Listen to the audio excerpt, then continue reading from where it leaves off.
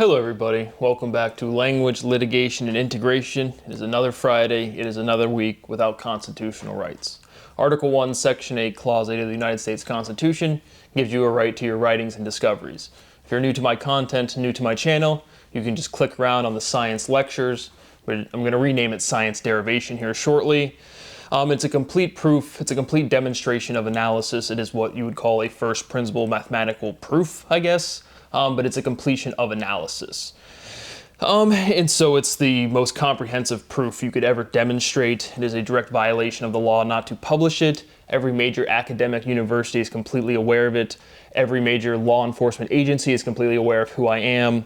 I have been asking and begging for asylum publicly, demonstrably for many years now, because the violation of my rights have been so profound, so egregious, and so direct. I've lost my property, I've lost my health, it has destroyed my relationship with my parents' family. I have no friend, never made any friends. You know, I'm gonna be 33 this year. This is not some high schooler saying, oh, I'm sad. But like, my learning difference has destroyed my entire personal life, my entire life. Like, I've never had any quality of existence. And so I continue to emphasize that my rights are violated. My International Declaration of Human Rights, there's a document published that is completely violated. And so I continue to seek asylum in any country outside of the United States of America. I'm being held against my will in the state of Ohio. You think I'm joking? I'm not exaggerating in any way. I have pledged every penny that I've ever made, which currently sits around $620,000 of cash, to leave this country. I do not have tax obligations because I do not have constitutional rights.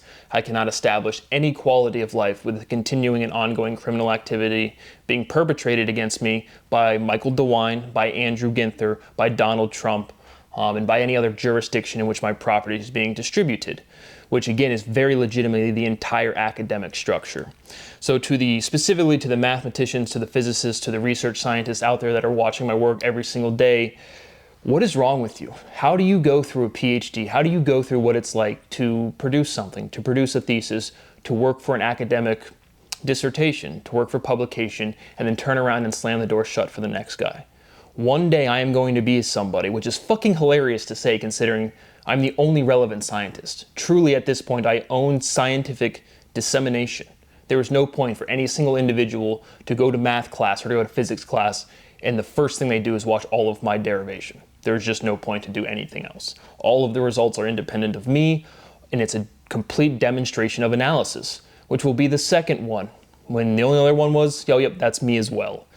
And so I own education. That is just straight up, whether it takes 10 seconds, 10 years, 10,000 years. My derivation is the ontology for the species. It is the correct answer, so to speak, for STEM, for the foundations of science, for all of science. All of logical structure has been iterated publicly. And so to provide so much benefit and to provide so much value to the world, and specifically, again, to research scientists, like how many people out there in this world really want to go to a math conference? How many of the people in this world really want to give a lecture? How many of the people in this world really want to be a tenured professor and have actually earned it, have the academic pedigree, a complete derivation of analysis, including, again, every step is just shit you guys have never seen, proofing you guys could never do. And the thing I get for doing all of that is you guys to destroy my entire existence. And so the academic community is beyond fucking disgusting. The law enforcement agents are beyond fucking criminals. And there's simply nothing I can do. So the primary function of this lecture series continues to bring awareness to that crime, because my parents are in their mid to late 60s. Again, my dad has cancer. And it's just so weird because these days pass, right? And he has a checkup every 3 months. So I'm always in this headspace of like, you know, when's this shit gonna fall down? You know, death is coming for all of us.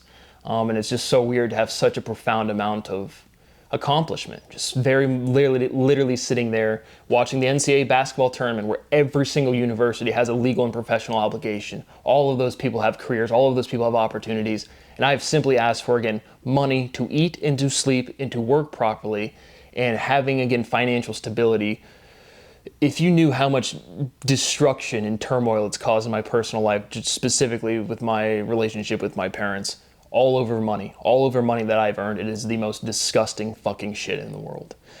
And so the entire academic community is just a level of depravity, a level of moral absentness, a level of arrogance, and a level of disgusting shit arrogance that I really don't understand. Because all I've asked for is a little bit of money, truly, just to not have my personal life absolutely fucked.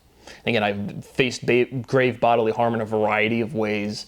I've been extorted, again, directly after people moving in next to me, observing everything I do, directly telling me this.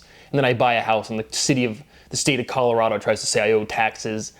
And again, I live at my parents' house on like $1,500 a month. I've never had quality of life. I've never had genuine net income ever in my entire fucking existence. And so what has been done to me is disgusting. What continues to be done to me is disgusting, because one day my parents won't be here. And any kid, any academic out there that's ever done a PhD and your parents don't understand what you're doing, and I do fundamental science. There is no inaccessibility for other people just to sit down and listen to what I'm saying, but there's just no societal motivation, and the reputational damage done by the families in that St. Paul community, the DeSales community, the Ohio State community has destroyed my life. It truly has. And so continue to emphasize that, again, all of the people that I've referenced in this lecture series face full legal punishment. There's no leniency, there's no anything. These crimes are so severe, then I put on my Attorney General hat, then I put on my Patriarch hat, then I put on my Ambassador hat, then I put on my Chief hat. What about all of the dead kids? What about this behavior that is this arrogance, competition, climb over the next guy to get to the next degree, to get to the next promotion? And again, the academic situation is all of those papers. If you've ever published a paper that nobody's ever read, you should immediately lose your PhD. We don't need to have this big parade and party for everybody that wants to be smart. We just don't. And the damage that has been done is profoundly tremendous. And so the standards of what qualifies you as an educator, as somebody that's a tenured track, or somebody, again, that should be disseminating scientific information, needs to be a lot higher, and it's profoundly fraudulently disgusting as is. Moving along with some talking points today, we do have a good legal situation, or good legal discussion. The situation's not super fun, but as we always do, talking points moving along. So we had a quadruple amputee and professional cornhole player, Dayton James Weber, a 27-year-old male, shot and killed a man in Charles County, Maryland. The victim was Bradrick Michael Wells, another 27-year-old man. And so imagine getting blicked out, getting slimed by a dude with no arms and no legs. And so some videos circulating. I guess he's been a hunter and an outdoorsman his whole life. And so clearly able to manipulate and chamber and, return to battery and all of the stuff to fire a gun. But just not a headline you really expect to see. Because it's like quadruple amputees blasting, smoking the ops. And you're kind of like, well, how's that going to work? But apparently they were in a car. There was some sort of dispute. Blast the dude. There's two dudes in the back seat. They hop out and they flag down either a police or another civilian car to then contact police. There is a Weber, the perpetrator, did flee the scene. The quadruple amputee did flee. And so police catch up with him, arrest him. And yeah, I guess it was again over a cornhole thing. But the dudes in the back originally, I guess he had asked the dudes in the back to be complicit, to be accessories to the crime. So weird situation. But then again, when does this obligation, you have no obligation to help police aid in their investigations. Aiding and abetting what amount of information, right? If your son or daughter commits a crime and you don't hear from them 10 years and they show up on your door, do you have an obligation to report that to police? Again, I want to say the overall trend, again, for at least certainly for severe crimes, is again that everybody works together.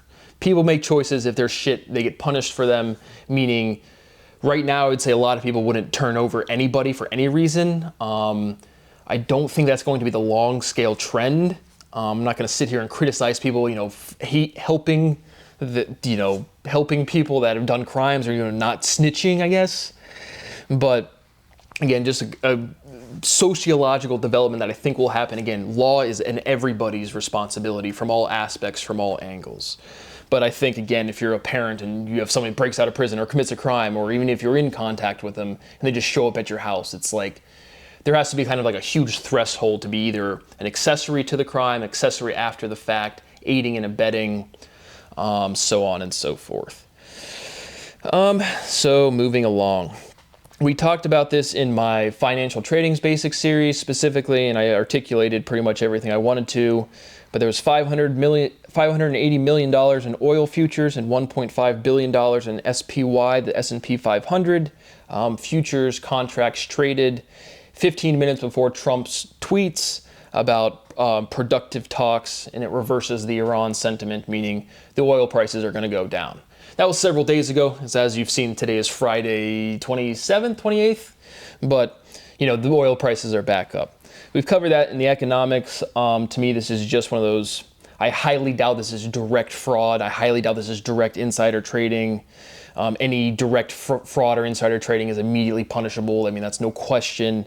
But if you just have you can't sequester information, and if you have some sort of periphery, you're an aide, you're this, you're that, and you hear something, to me, it's just like a privileged dude, somebody that's walking down a privileged street, seeing $1 million. It's like it's still wasting $1 million if you don't pick it up. If it's directly insider trading or some sort of crime, it's directly illegal. I don't even need to comment on that. But you just see this reactionary sentiment, like, oh, this is some super nefarious thing economically. And the reality is there's so much liquidity, it almost certainly has no effect on anybody. And if you have something that, again, is not, everyone's not like, woohoo, it's where's the crime? Where is the victim, right? If you have $500 billion that goes unrealized and somebody realizes $1 billion of it, or you have one more rich dude and all the poor people bitch about it. But like I said in the economics series, if it's somebody that doesn't have money, right? Maybe now they're set for life, But if it's just somebody that's like worth $1 billion, pissing away another $1 billion, I mean, direct crime is direct crime. But I hate the sentiment of people bitching and being jealous. Again, I sit here with no constitutional rights, and I can genuinely say I don't wake up and I'm like, I wish I had what that dude had, in the sense of skill sets or money. I wish my rights were respected. I wish my life was respected, and it isn't. But the concept to be jealous is just never something I've ever understood.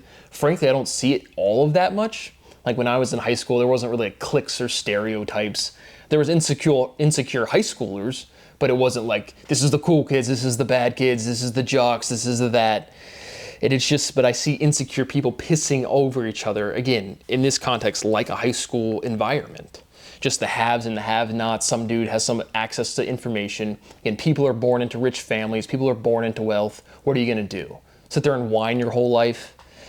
So even as I sit here without constitutional rights, just to see other people jealous of other people, and they don't work for shit. They don't produce anything. Again, if you differentiate your labor skill set, you sit down for 10 minutes a day for 3 years, you will have some sort of skill set that's monetizable. And so making money is possible if you have rights. That was my biggest takeaway from here. We had Paul Krugman, the Nobel laureate, call it treason. Again, if it's sabotaging, treason is sabotage of your countrymen. Sabotage of the educational system is a higher crime than just treason. And so I can't take any Nobel laureate seriously. Alfred Nobel's will is a legal contract. And when hypocrites need to stop hypocriting, because every time they hypocrite, the hypocrites keep hypocriting their hypocrisy. And at some point that shit has to stop. But there was also some conversation about the financial markets indicating military movements as like a national security concern, is what another sentiment I saw being brought up. Again, this is like 5-6 days ago at this point. And I seriously doubt that, right? Because if you see somebody buy something, it's like, okay, might be a strike or something. I don't know. I just saw that as a very weak correlation, and not from a military operational standpoint. I don't see financial markets indicating that much, right? It might be some indication, but like what, when, where, who, what, how are you going to do something? I don't see that reflected at all. We had an exciting, TSA has been really understaffed, or I guess, TSA in general. I don't know about the air traffic controllers, but regardless, we had some fun time from Air Canada. We had a plane, Air Canada, collide with a fire truck on the tarmac, killing 2 pilots, and it yeets a flight attendant and injures 40 people. As you can see on my science video I uploaded today, I meant to say on fleek for one of the really cringy slang things produced by the millennials. Yeet, it's all right, not great, but we should just throw something, right? So a flight attendant was launched, both the pilots were killed, 40 plus people were injured, and you can literally hear the air traffic controller stop. He comes out with a statement like, I messed up. An unfortunate situation. I guess the fire truck did not have a transponder, so there was whatever the internal systems are to alert planes and the traffic controllers. This fire truck did not have that. But you can visually see the crash. It looks pretty detrimental on impact. This was in LaGuardia, New York. And so, back to our world of privilege, where Donald Trump, our commander-in-chief, who is not one, after his great military expedition, goes on Jake's Paul podcast. And so, Logan Paul, Jake's Paul's brother, recently sold, the most expensive Pokemon card. I thought it was trading card of all time. But then Kevin O'Leary comes out of nowhere, and again, we're at the Golden Globes. And just again, to anybody out there, again, I don't follow anybody, I don't look up anybody in my past. All of the people that I've referenced for lawsuits and criminal charges in here are stuff that I just know off the top of my head. But to the entire music industry and to the largely adjacent cinema industry, you're in my professional lane too. And you're aware of my work too. And you're committing fraud, racketeering, and conspiracy as well. And so you guys are going to get fucked as well. And so it's just disgusting. Again, Kevin O'Leary, Mark Cuban, people I've watched on Shark Tank my entire life. Hey, Brad, you can go start a company here in the United States. You can't. You absolutely cannot. But I'm glad Kevin O'Leary, a short little fuck, Canadian, flaunting a $25 million sports card. And then the camera pans, there was an immediate GIF made out of it, or GIF, whatever the fuck you say there. Pans over, that's another good, the GJ iteration. But it pans over and it's like an Iranian dude. He's like, yep, this guy's gonna get arrested and killed when he goes back home. Which, why would you go back to Iran? Why would you do that?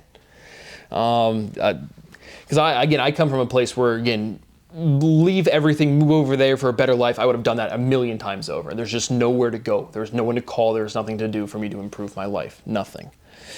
So I don't know how Logan Paul, so the most expensive sports card or any trading card at $16.5 million, if Kevin O'Leary has a $25 million one. Again, is it the case as well or something? I don't know. But it is truly, to the Shark Tank cast and to, again, the music industry specifically, I'm still one of the most prolific composers ever. I mean, that shit, I did one composition recently, but my music, I just don't feel any desire to sit up and pick up a guitar, play a piano. So if that shit ever catches on, which is hilarious because I can literally show you a clip of Eric Weinstein saying he's just exploding when I was really composing on music, which is, again, there's no limit to how much composition you can make. And then I'm over there doing repairs at my house where I've never done a guitar performance. I've never done a piano performance. If I ding my hand one time, I never could. And so the amount of life experience you've taken from me is very legitimately everything. So to the music industry, fuck you, I'm gonna run you over. Shout out to Kevin Gates, you committed fraud and racketeering publicly and thought that was some sort of good thing. King B, I bought you a chain. Dude, I can't go into the grocery store and buy fucking food when I want. You can take that chain and shove it up your fucking ass. You like a 38 with no hammer? That's pretty fucking gay. But what a bitch you turned out to be, dude. Yeah, you got those 2 guns tatted on your hands, dude. You're tough, bro. That's sick. Yeah. King B, I bought you it. You had to go home. My heart was scarred by the woman I used to call my mama. Guess where I live, Kevin? Yeah, man. Thanks for the chain, dude. Again, that song was published, 7 years ago. Thanks, brother. But really, with my vocal quality, with my writing, with my presentation, with my natural humor, I couldn't go fucking act in a movie. Are you kidding me? I couldn't be a writer or a director. So just more life experience just completely taken from me that I've rightfully earned. Not just saying, oh, I want to be in a movie. Again, certainly music. And then, again, it's so close to, your acting is either good or it isn't, I guess. But certainly for, again, musical composition, musical performance, all of that, just taken from me. But glad Kevin O'Leary gets to go to the Golden Globes and show off his $25 million card. And then bitch, again, first of all, bitch about American politics, typically on the Republican side. It's just where are all these Republicans respecting the Constitution? Again, I'm still waiting for that thing that you guys really talk about all of the time. And again, I'm not Republican, I'm not Democrat. I just point out the hypocrisy, and I'm not a walking, talking pile of arrogant shit. Not perfect, but I'm definitely not as fucking incompetent and stupid as you idiots. Which brings me to the great service of our service members. The U.S. Army has raised its maximum enlistment age from 34 to 42, and it waives an exemption for prior cannabis possession disqualification. So before, if you had a conviction for possessing cannabis, you don't even need a waiver for that. Um, Again, you serve nothing. You take a sworn oath to uphold the Constitution, and that document is as real as the letter you send to Santa Claus for your wish list for Christmas. It's just not a real fucking thing in any practical, meaningful way. It just isn't. So again, if you want to go serve and fight in an illegitimate war because again you're a broke, stupid piece of shit and you have no other way to make $40,000 to $90,000 real quick, you're going to join the military and the armed forces, and then because you might get killed for going to refuel some sort of tanker over in Iraq, well, we'll give you a folded flag and we'll salute you when you come home, but you didn't really serve shit. Because where are the rights? Where's the Constitution? Where is the honor and your sworn oath? I'll wait. Yeah, I don't see it. I don't see it from anybody. But in general, I guess again, prescribing cannabis oil, if you have to be in any, again, ready environment, I mean, you should be, I guess, again, the word sober doesn't mean anything, but like not intoxicated. You get what I'm saying? I'm not trying to be overly picky on, because like I would still say, you know, if I drink, I get drunk as fuck, or if I smoke, I get high. But those words don't mean anything. And so, but it's not like I don't use those slang words personally. The intuition is fine enough. Meaning, so you should not be intoxicated if you have to be at the ready for any profession, firefighter, police officer, soldier, but like possession at all, zero. Previous intoxication, like if you smoked weed every single day until you enlisted, doesn't fucking matter. And so again, we just have policy that makes no sense because science is being lied about from every avenue, everywhere. We have this was fun. Dan Bilzerian announces his run against fat fuck Randy Fine. And I was using Dan's words there. Big social media phenomenon, ran around with a bunch of women, had a really big come up. Overall though, not even considering there's like the women thing. Not to say that's good or bad, it's just like that's where a lot of people know him from. Seems like a decently well-spoken person. Again, I like calling people fat fucks. That's one of my favorite phrasings, as we refer to ex-Governor Christie today on our financial trading series as a fat fucking whale. But that was funny. And again, I don't know what to make of it in terms of like celebrity. Again, was a celebrity, now business dude, still kind of is. I don't know what you want to label you want to put on Dan Bilzerian. Don't know anything about Randy Fine. But career politician versus newcomer, again, just whoever has fucking common sense is like, that's the only thing that matters. Politics isn't some hard thing. Being a judge isn't some hard thing. There's a learning curve to pretty much everything, but once you get past that learning curve, it's just like, you can learn anything. Anybody can learn anything. I don't know. I think so. But regardless, that's what Dan Bilzerian's up to today.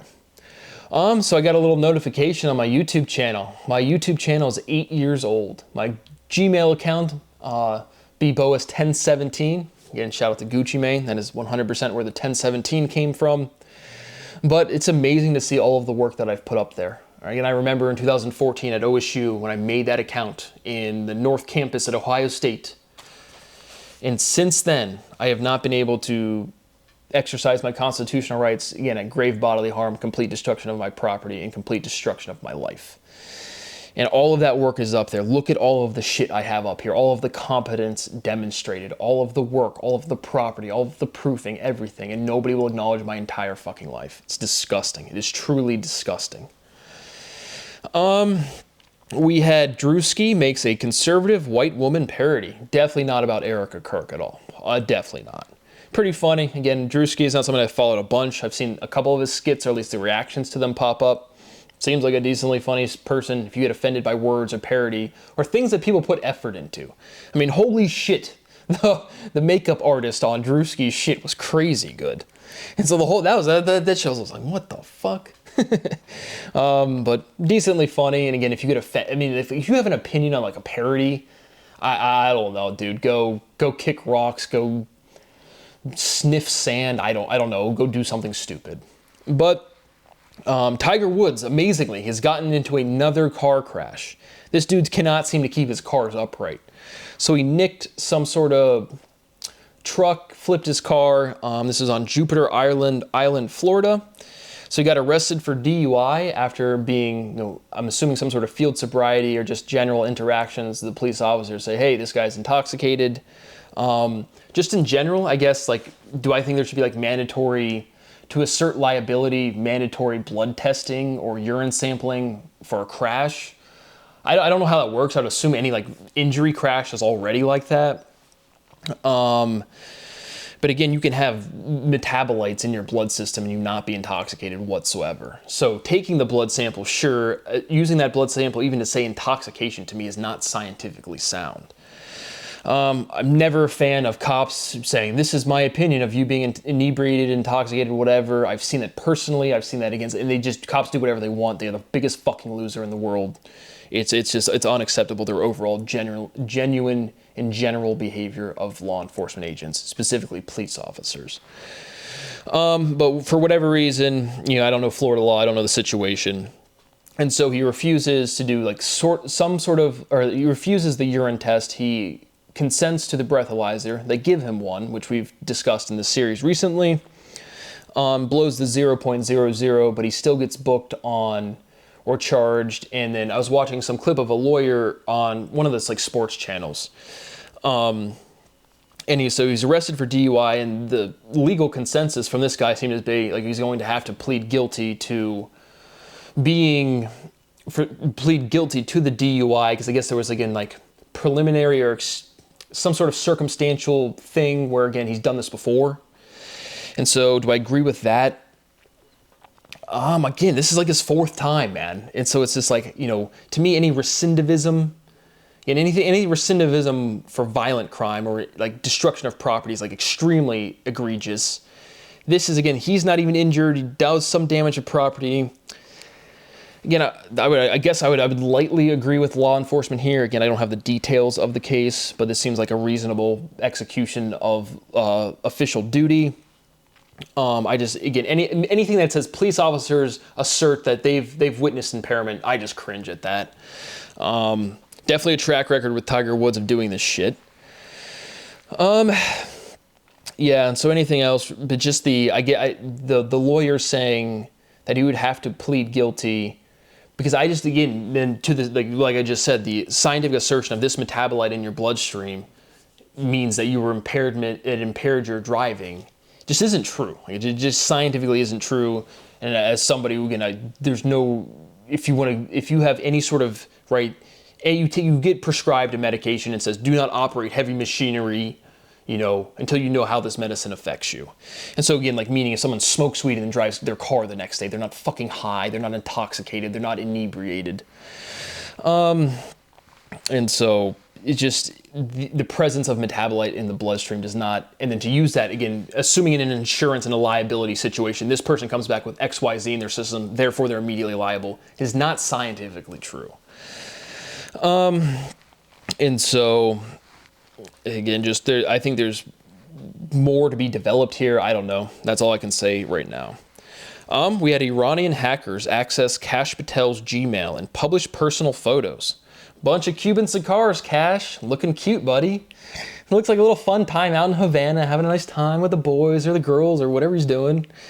But again, man, this administration is so competent. The head of the FBI cannot secure their email. Inspiring stuff. There was some clip, I don't know what I'm referencing. I don't know what time it was, but the CIA director at some point in time had his cell phone hacked, and somebody was like tracked down for it or something. I don't know, a Dateline. It was on something recently. But just, again, more inspiring stuff from Pete Hegseth, Kash Patel, Donald Trump, Marco Rubio, Pam Bondi, John Fetterman. Yeah, all of the classics, the classic great people. And so for our final talking point today, we have another, again, legal consideration. Noelia Castillo, 25 female, kills herself by euthanasia in Spain. Leading up to the situation, meaning Spain allows for euthanasia, any sort of end-of-life care, where certainly if you're physically dying, you have terminal cancer, some sort of, again, just you're dying. It's like any sort of physiological deterioration where it's like, okay, I'm ready to check out. That will develop and should be legal. I'm heavily against any sort of, again, like mental illness as like, I want to kill myself, and like state-sponsored, you let me. Very against that. Very respectful of what people want to do with their lives, but the simple fact is your time is going to pass anyway. And again, as somebody who has been tortured, again, I'm never one to piss over pain, but it's just like I've wanted to live every day of my life. I have seen way too many people just like fantasize about like what suffering is. And if you really get abused, you just want it to stop, but it's just like survival mode. You're just always in survival mode, but it's never like, oh, woe is me, I'm so sad, blah, blah, blah.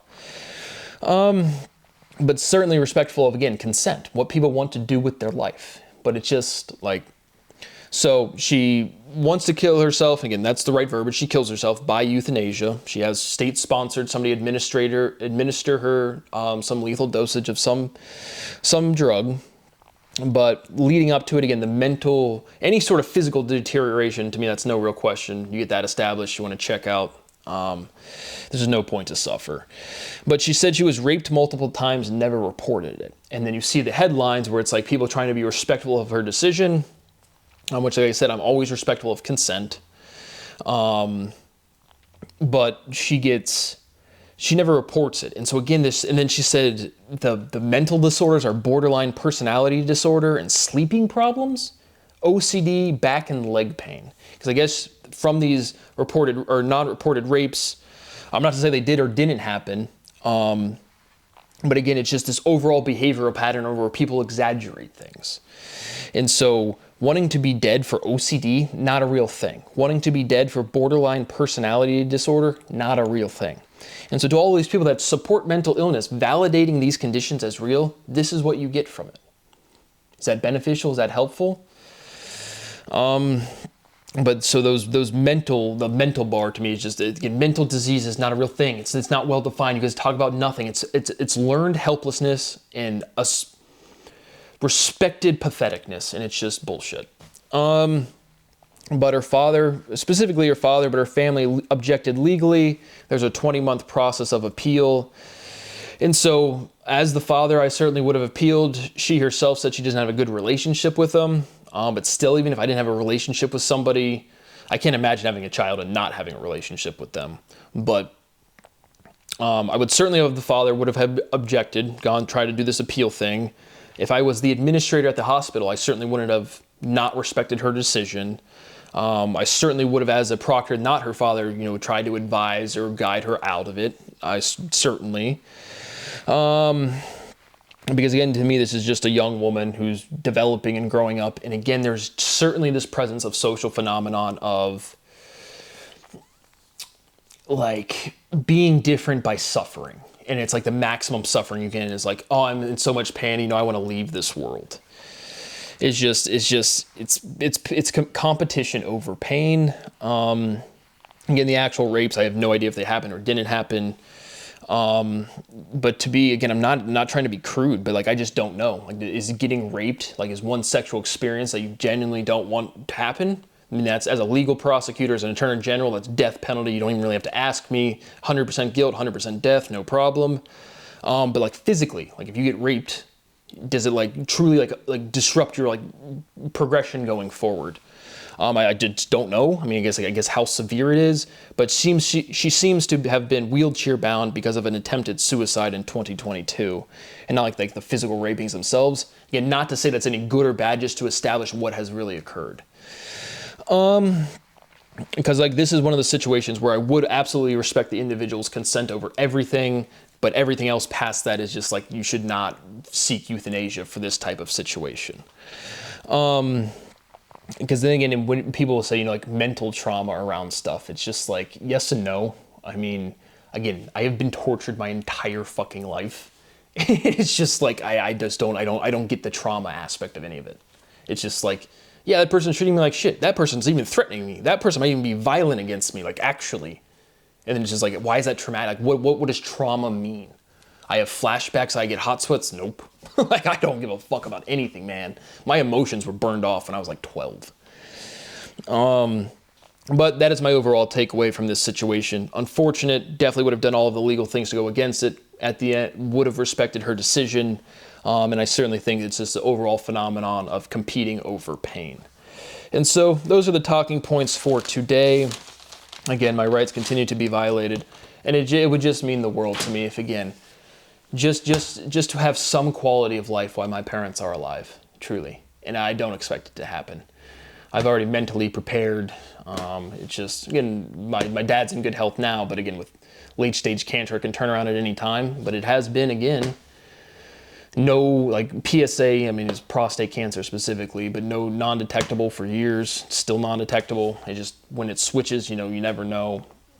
And to all of the people, for how many people are aware of my work, and again, I emphasize, I am not asking for publication. I never wanted to be public or famous.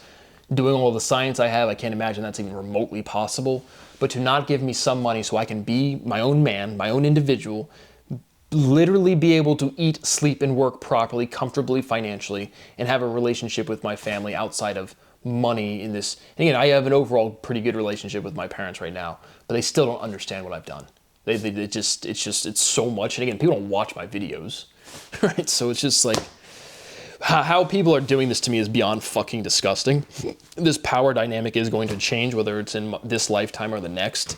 And you guys are all fucked. I mean, like, you guys are the most disgusting shit ever. If I sat down and said, what is the most hideous thing you could ever do? It is to be so pathetic that you sabotage the entirety of the scientific structure to the point where I can't take care of my own fucking health with proven science. I am the guy that owns CBD-enriched alcohol. I am the guy that knows cannabinoid-enriched alcohol, if you metabolize that shit, at the same time it mitigates the inflammation, the metabolic stress. And so to have liver disease, which again, the blood work came out pretty much normal. I mean, my bilirubin's a little high, but overall my actual ALT and AST, the main liver enzymes, I'll do a whole video on my blood work, but came back decent, or I came back effectively normal with the bilirubin high. And so again, I just stopped drinking. But again, you guys have my entire bank statements. How many times did I buy a bottle of vodka? How many times did I buy a bottle of rum? Even wine. Like, I needed the caloric intake because of the depreciation from the restriction of my rights, and then having a financial obligation, a house, and then not being able to pay that. It just, again, you've never met somebody that's as, when other people say they have synesthesia, I don't even think they like qualify. I mean, it just causes this knot, and then you literally cannot eat. You literally cannot consume calories. And so to have, again, oxidative stress and, again, fatty liver should clear up, maybe clear up, but I'll do a whole video on my blood work. My quality of life, again, I just stopped drinking. I mean, I have no draw to alcohol. I have no draw to any physiological effect of any substance because my natural existence is so much more vivid. In general, scientifically, when people say, you know, I'm so creative when I'm on LSD or weed, or I'm so blacked out when I'm on alcohol, I mean, the whole conversation around the reaction, the physiological effects of metabolizing drugs to me is just doesn't make any sense. But I continue to beg. I've begged for years. I have no expectation it will change, so I continue to document this prolific and disgusting crime as much as I can. Thank you for watching. See you on the next one.